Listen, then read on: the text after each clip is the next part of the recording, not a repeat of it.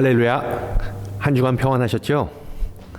오늘 수요일 저녁 예배에 모이신 모든 분들을 주님의 이름으로 환영합니다. 우리 함께 사도신경으로 신앙 고백합니다. 전능하사 천지를 만드신 하나님 아버지를 내가 믿사오며 그 외아들 우리 주 예수 그리스도를 믿사오니 이는 성령으로 잉태하사 동정녀 마리아에게 나시고 본디오 빌라도에게 고난을 받으사 십자가에 못 박혀 죽으시고 장사한 지 사흘 만에 죽은 자 가운데서 다시 살아나시며 하늘에 오르사 전능하신 하나님 우편에 앉아 계시다가 저리로서 산자와 죽은 자를 심판하러 오시리라. 성령을 믿사오며 거룩한 공회와 성도가 서로 교통하는 것과 죄를 사하여 주시는 것과 몸이 다시 사는 것과 영원히 사는 것을 믿사옵나이다. 아멘. 찬송가 452장 예전 찬송가는 505장 내 모든 소원 기도의 제목 452장 함께 부르시겠습니다. 내 모든 소원 기도의 제목 예수님 닮기 원함이라. 예수님 형상 나 입기 위해 세상에 보화 아끼잖네. 예수님 닮기 내가 원하네. 날 구원하신 예수님을 내 마음속에 지금 고도사 주님의 형상 인치소서. 무한한 사랑 풍성한 긍휼 슬픈 자 위로하시는 주.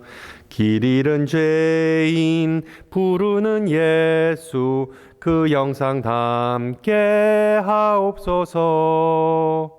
예수님 닮기 내가 원하네. 날 구원하신 예수님을 내 마음속에 지금 고도사 주님의 형상 인치소서.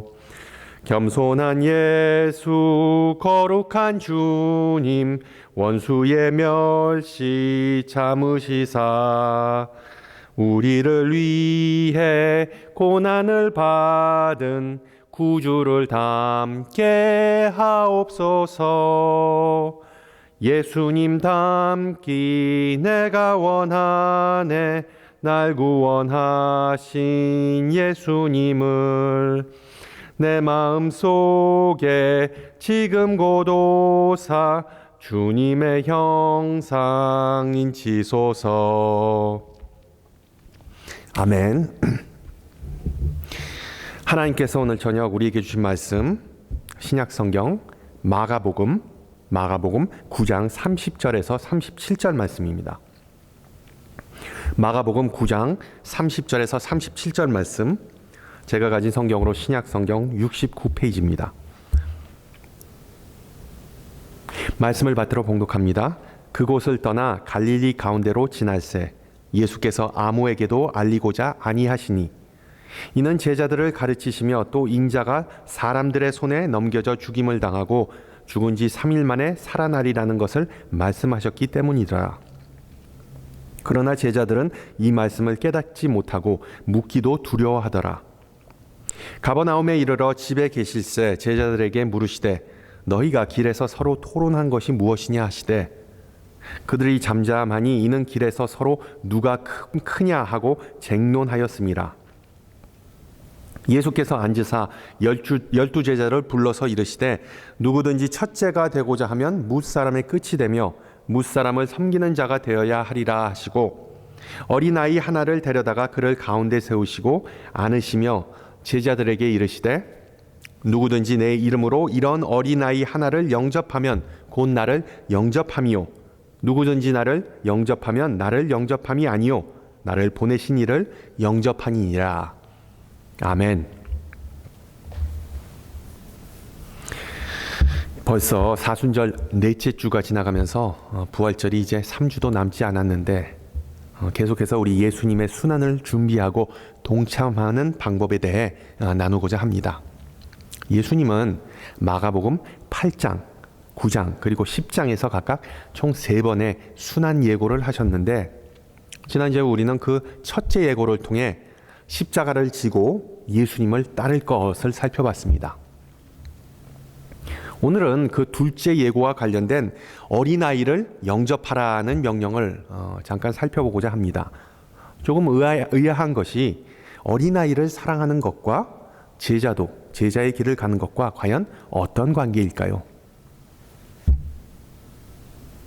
어느 날 주일학교 선생님이 아이들에게 거지 나사로와 부자의 이야기를 들려주면서 이 피부병이 걸린 나사로는 부잣집 앞에서 음식을 구걸하였는데 부자는 나사로를 무시하고 그를 도와주지도 않았다고 설명했습니다. 부자와 나사로가 죽은 후에 나사로는 천국에 갔지만 부자는 지옥에 갔다는 이런 극적인 결말을 아주 실감나게 아이들에게 전달해 주었습니다. 그리고 아이들에게 물었습니다.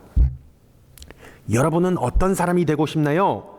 부자가 되고 싶나요? 아니면 나사로가 되고 싶나요? 그저 한 여자아이가 손을 들더니 말했습니다. 저는 이 세상에서는 부자처럼 살고 싶고 죽은 후에는 나사로처럼 살고 싶어요. 참 아이들은 단순하고 합리적입니다. 또한 어른들이 보기에 가끔씩 이기적이고 그리고 유치할 수 있습니다. 분명한 사실은 어린아이가 성장하듯이 우리 제자도 성숙해져야 한다는 의미입니다. 이에 대해 사도 바울은 고린도전서 13장 사랑장에서 다음과 같이 기록합니다. 내가 어렸을 때는 말하는 것이 어린아이와 같고 깨닫는 것이 어린아이와 같고 생각하는 것이 어린아이와 같다가 장성한 사람이 되어서는 어린아이의 일을 버렸노라. 지금은 내가 부분적으로 아냐. 그때에는 주께서 나를 아신 것 같이 내가 온전히 알리라. 제자도, 즉 제자의 길은 우리가 조금씩 철이 들어가는 그 과정입니다. 즉 예수님께서 무슨 생각을 하시는지를 헤아리는 것, 예수님께서 어떤 마음이신지를 공감하는 것, 그리고 예수님께서 어떤 길을 가시는지를 보게 되는 것을 의미합니다. 그런 면에서 오늘 본문에 등장하는 예수님의 제자들은 참 아동틱하고 유치하고 갈 길이 멀었다는 것을 알 수가 있습니다. 그들의 몰이해와 근시안적인 행태를 이해하기 위해서 예수님의 순한 예고가 어떤 문맥에서 나왔는지 9장에 기록된 그 사건들을 간단하게 요약해 보고자 합니다. 우선 이 변화산 사건이 있고 난 후에 예수님과 그 일행은 다시 갈릴리 지역으로 이동을 합니다. 도중에 제자들은 귀신 들린 아이의 아버지와 대판 싸우게 됩니다. 귀신을 쫓아낼 수 있다 없다를 놓고.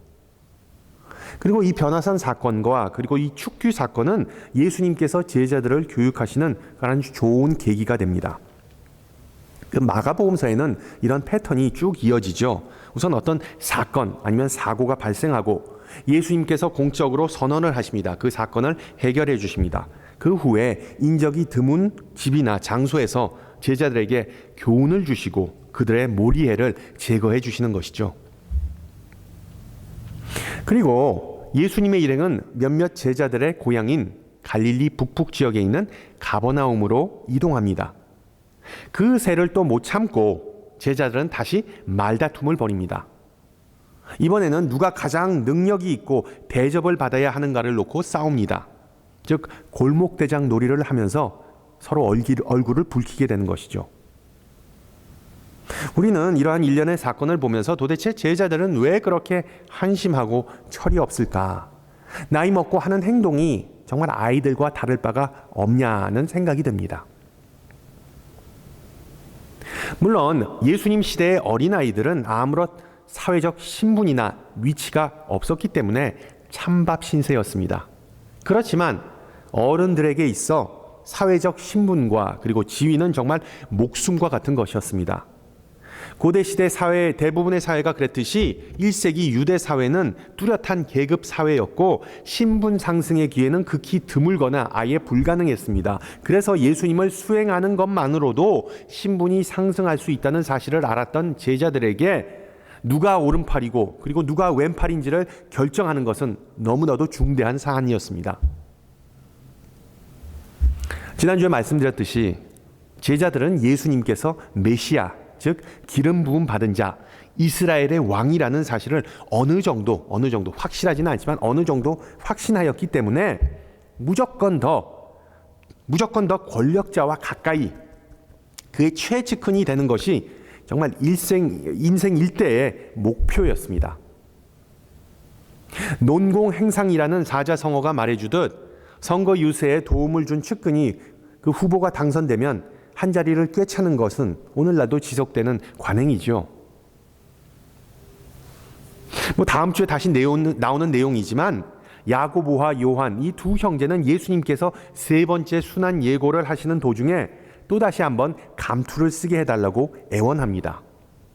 전반적으로 제자들은 예수님의 심정과 그리고 계획은 까마득하게 외면한 채 동상이몽을 하는 모습을 보여주면서 정말 미숙하고 그리고 유치한 모습을 거듭합니다. 그래서 예수님께서 너희가 길에서 토론한 것이 무엇이냐라고 물어보셨을 때 예수님은 그들의 그 논쟁의 내용, 그 말다툼의 내용을 전혀 모르셨던 것이 아니죠. 그리고 그들의 반응은 어떻습니까? 못된 짓을 하다가 딱 걸린 아이들처럼 제자들은 끽소리를 못합니다. 미래에 있을 상급, 보상, 직위회 같은 것을 놓고 열띤 논쟁을 벌였지만 예수님은 미래에 실추와 수모와 고통이 뒤따를 것을 제자들에게 상기시켜 주십니다. 그래서 경고하시죠. 누구든지 첫째가 되고자 하면 무사람의 끝이 되며 무사람을 섬기는 자가 되어야 하리라. 이 역설적이고 시대 정신에 어긋나는 요점을 설명하기 위하여 37절에서 예수님은 한 어린아이를 품에 안으시고 말씀하십니다. 누구든지 내 이름으로 이런 어린아이 하나를 영접하면 곧 나를 영접함이요. 누구든지 나를 영접하면 나를 영접함이 아니요 나를 보내신 이를 영접함이니라. 8장에서 십자가를 지라는 내용과 9장에서 어린이를 영접하라는 내용을 연달아 들은 제자들은 소위 말하는 멘붕이 옵니다. 멘붕. 정신이 무너져 버립니다. 당시에 어린아이는 아무런 위치나 사회적으로 아무런 영향력이 없는 존재였고 그러므로 상대해줄, 영접해줄 대상이 아니었기 때문입니다. 물론 예수님께서 그 어린아이를 안으시고 제자들도 그런 어린아이와 같이 되라고 말씀하시는 의미는 그 아이에게 어떤 자존감을 심어주거나 아이를 가르치고자 했던 것이 아니죠. 예수님의 요점은 훨씬 더 파격적이고 급진적이었습니다. 어떻게 보면 요즘 정치인들은 이미지 관리를 위하여 자주 하는 행동이지만 예수님 시대에는 오직 여성들만 아이들을 품에 안았기 때문에 남성들이 아니라 여성들만 예수님께서 그와 같은 행동을 하신 것은 도저히 이해하기 힘든 행위였습니다. 성경에 나오듯이 어린아이가 다 큰 어른들 사이에 끼어들어서 특히 예수님과 같이 어떤 VIP 곁에 설 수 있다는 그 자체가 당시로서는 말이 안 되는 것이었습니다. 아이들은 엄마와 함께 구석에 처박혀서 남성들에게 거치적거리지 않고 성인이 된 후에야 비로소 가정과 사회에서 어느 정도 사람 구실을, 사람 대접을 받을 수 있었기 때문입니다. 오늘 말씀을 준비하면서 궁금했던 점은 예수님께서 아는 그 아이는 남자, 보이였을까 아니면 여자, 걸이었을까 였습니다. 유대와 같은 가부장적인 사회에서 남자아이가 여자아이보다 훨씬 더 비중이 있었죠. 그러나 성경은 그 아이의 성에 대해 특별한 언급을 하지 않습니다. 예수님은 제자들이 모든 아이를 차별 없이 환대하기를 원하셨기 때문이죠. 사회 계급 중에 가장 말단에 있던 아이들을 영접하는 것은 결국 사회에서 멸시받고 핍박받는 모든 사람을 똑같이 대접하라는 참 상상하기도 그리고 수행하기도 힘든 그런 명령이었습니다. 바꾸어 말하면 너희가 아무개나 영접한다면 나를 영접하는 것이다. 나를 영접하는 것은 곧 하나님을 영접하는 것이다. 너희가 하나님의 나라에서 으뜸이 되고자 한다면 아이들과 같이 낮은 자들을 사랑하고 섬기는 사람이 되어라 라고 예수님은 말씀하십니다. 이것이 바로 하나님의 뜻을 행하는 것, 십자가를 지고 예수님을 따르는 것, 그리고 인자와 하늘에 계신 아버지와 하나 되는 것이라고 예수님은 그런 파격적인 가르침을 오늘 제자들에게 주고 계신 것이죠. 파격이라는 표현이 과장이 아닌 것이, 예수님은 하나님의 사랑에서 소외된 자는 아무도 없고 아이들, 예수님 자기 자신, 그리고 하나님 아버지가 다 똑같은 자격을 가졌다고 말씀하십니다. 그 당시에 최고의 권력자였던 가이사가 아니라 예수님 그 자신이 하나님과 동격이고 아이들 또한 예수님과 동격이라는 그런 수식이 성립되는 것이죠. 당시의 종교적 전통과 사회적 구조와 풍습을 완전히 뒤집는 그 정말 급진적이고 좌파적인 발언이 아니고 이것은 과연 무엇이겠습니까? 이번이 처음이 아닌 것이, 예수님은 이미 내 어미가 누구이고 내 형제가 누구이냐고 물으시면서 하나님의 가정과 하나님의 식구라는 개념은 어떤 사회적 통념으로 이해할 수 없음을 분명히 하셨습니다. 점점 더 분열되고 양극화되는 현재와 같은 사회 속에서 우리 신앙인들은 낮아짐과 포용을 강조하신 예수님의 이와 같은 발언을 곰곰이 생각해 봐야 할 것입니다. 물론 이 본문을 읽으면서 옛날이나 요즘이나 어린아이들 안 좋아하는 사람이 어딨어, 어린아이는 다 귀엽고 사랑스럽잖아 라고 말하는 것은 정말 예수님의 요점을 왜곡하는 것입니다. 예수님께서 아이들에게 주의를 기울이시고 그들에게 사랑을 보이셨던 이유는 본인 자신도 한때 연약하고 위태롭고 심지어 왕따와 같은 안 좋은 경험을 해봤던 어린 아이였기 때문이겠죠. 예수님께서 왜 왕따였냐고요? 헤롯의 마술을 피해서 애굽에 머물다가 다시 돌아간 곳은 바로 갈릴리 지역이었기에 그 토박이들에게 예수님의 가족은 외부인이었던 것이죠. 이스라엘 민족이 얼마나 배타적이었는지 출애굽기 22장에서 하나님은 이스라엘 백성에게 다음과 같이 경고하십니다. 너는 이방 나그네를 압제하지 말며 그들을 학대하지 말라. 너희도 애굽 땅에서 나그네였음이라. 너는 과부나 고아를 해롭게 하지 말라. 내가 만일 그들을 해롭게 함으로 그들이 내게 부르짖으면 내가 반드시 그 부르짖음을 들으리라. 노예 생활을 경험한 이스라엘을 하나님께서 긍휼히 여기셨듯이 하나님은 사회의 약자들과 그 사회의 바운더리에 있는 자들을 돌보십니다. 물론 하나님은 편파적이지 않지만 미운 아이 떡 하나 더 준다라는 속담처럼 하나님의 도움이 절실히 필요한 무시받고 소외된 자들에게 더 각별한 관심을 보이시는 것 또한 사실입니다. 따라서 예수님은 위대함, 보상, 상급, 명성에 대한 통상적인 이해를 완전히 바꿀 것을 촉구하십니다. 십자가를 지거나 아이들을 영접하는 것의 구체적인 의미는 우리의 시선을 위가 아닌 아래를 향하라는 것입니다. 아래, 밑에.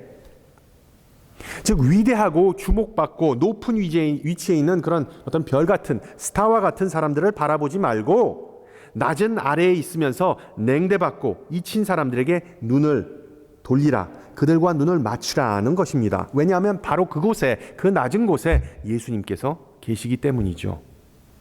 따라서 예수의 제자들은 높은 권세를 추구하는 것이 아니라 권세와 거리가 먼 정말 낮은 곳에 있는 아이들과 같은 자들을 도우라는 것이 바로 예수님의 요점입니다. 실제로 사순절은 우리가 외면하거나 잊히고 지나갈 수 있는 사람들에게 시선을 돌리는 기간임을 기억하시기 바랍니다. 성경에 나온 내용 그대로 아이들을 환대하고 칭찬하고 사랑으로 좀 감싸줬으면 좋겠습니다. 물론 모든 사람이 사는 게 힘들지만 특히 코로나 세대라는 우리 자녀들 얼마나 힘든 시간을 보내고 있습니까? 지난번에 말씀드렸듯이 청소년 정신질환과 자살률이 급증했다는 뉴스를 자주 듣습니다. 마찬가지로 코로나로 인하여 직장이나 집이나 건강을 잃어버린 모든 사람, 정말 예수님 시대의 어린아이들과 같은 이들을 위하여 우리가 기도하고 사랑의 손길을 보태는 그런 귀한 시간이 되었으면 좋겠습니다. 누구든지 내 이름으로 이런 어린아이 하나를 영접하면 곧 나를 영접함이요 누구든지 나를 영접하면 나를 영접함이 아니요 나를 보내신 이를 영접함이니라 라는 예수님의 말씀을 우리가 허투루 흘리지 말고 우리 마음에 새기기를 소망합니다. 어린아이들을 섬기는 것과 더불어 우리는 어린아이들을 보고 배워야 한다는 것이 예수님의 또 다른 가르침입니다. 섬기는 것뿐만 아니라 어린이들을 보고 배우는 것. 예수님께서 말씀하셨듯이 아이들을 보는 것은 결국 예수님을 보는 것이고 하나님을 보는 것이기 때문이죠. 바꾸어 말하면 예수님께서 가장 이상적인 제자의 롤모델이 우리에게 되셨듯이 아이들을 통하여 우리는 어린아이와 같은 믿음, 하나님께서 우리에게 바라는 제자도를 회복할 수 있다는 뜻입니다. 특히 제자처럼 살고자 하는 모든 부모에게 주시는 메시지는 바로 자녀는 하나님의 선물이지 우리의 소유물이 결코 아니라는 것이겠죠. 자녀는 우리 부모의 기분을 좋게 해주거나 감정을 쏟아붓는 대상이 결코 아닙니다.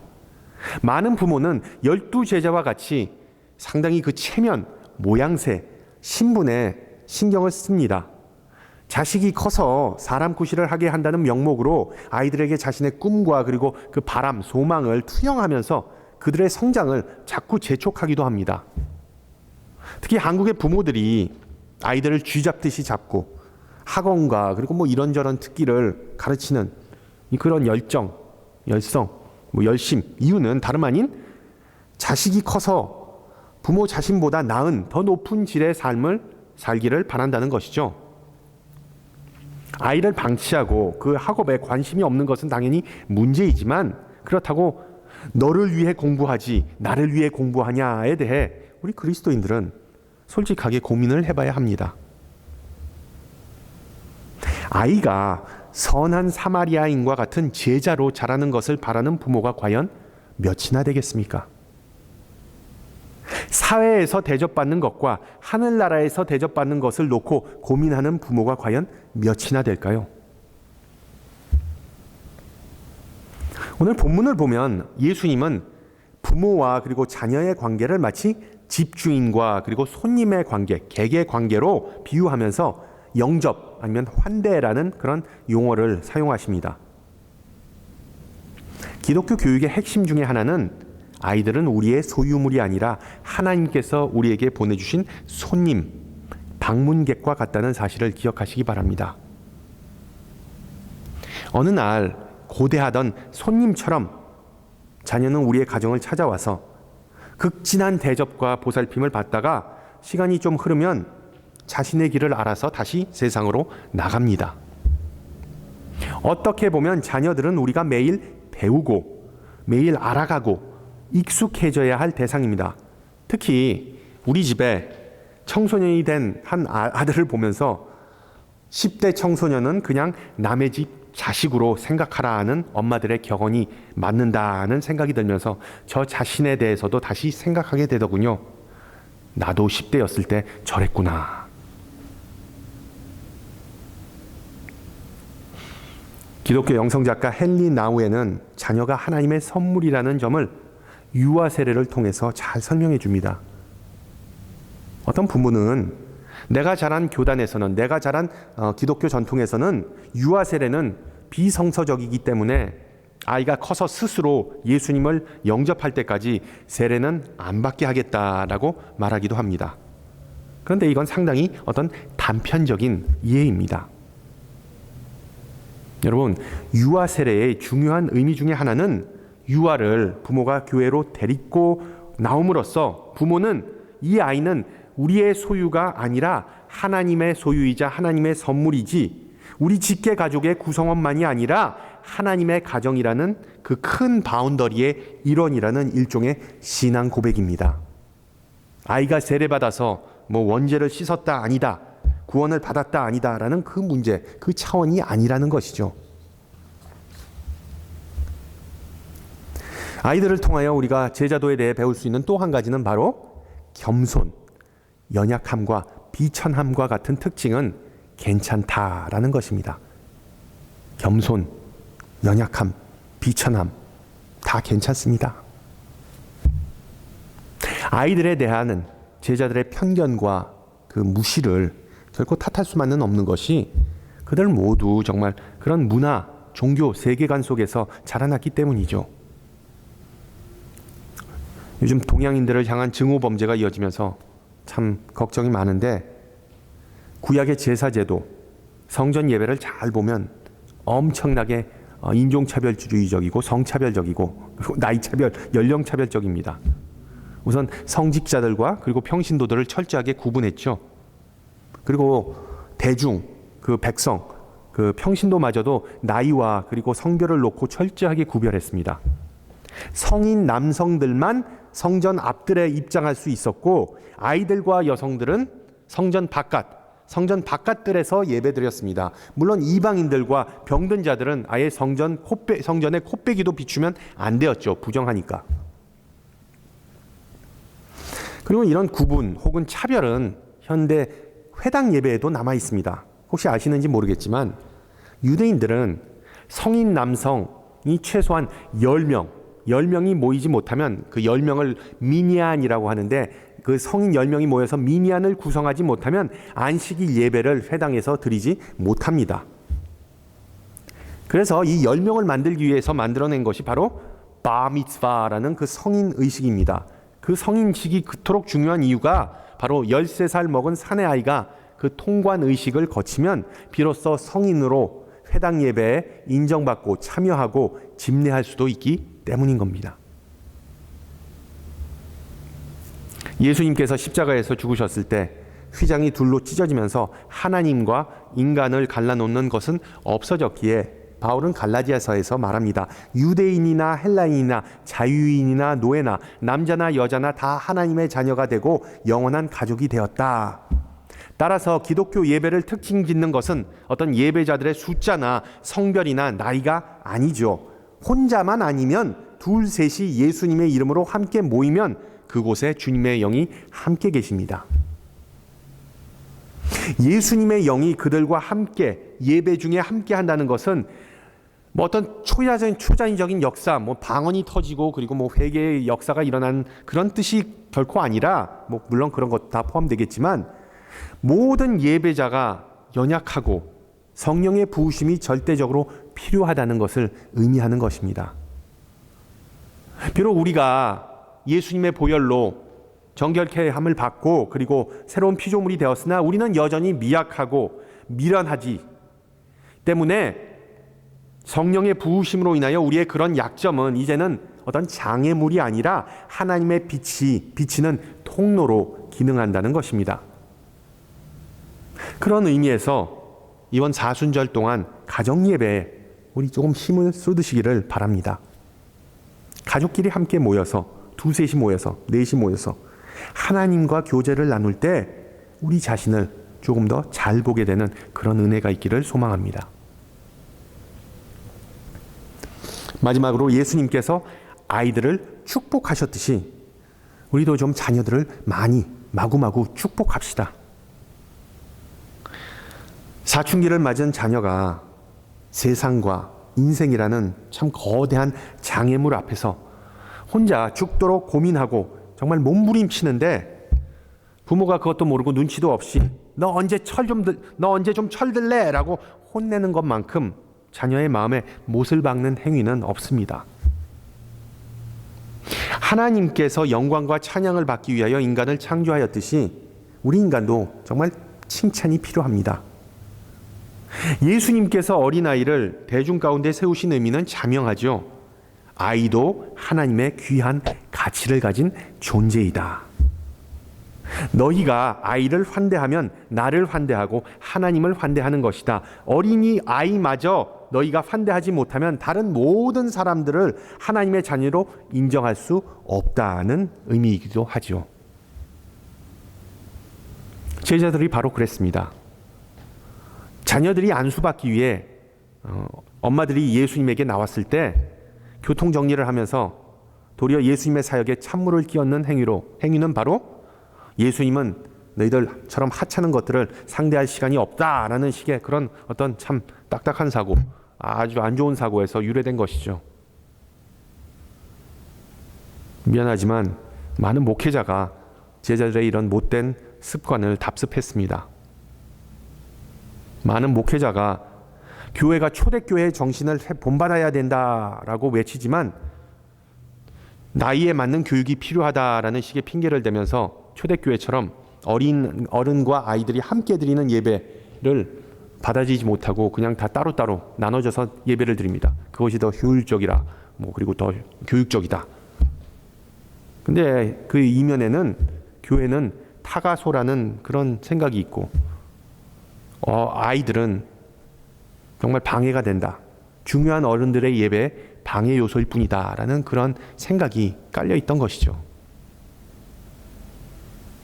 설교 중에 아이가 와 하고 소리 지르고 예배당을 그냥 그 장의자 사이를 오락가락하면 보통 설교자는 아무 말도 안 하고 인상을 쓰고서 마치 경찰관이 그 범법자를 연행하는 것과 같이 그 방해 요소가, 그 정신없는 방해 요소가 제거되기를 기다립니다.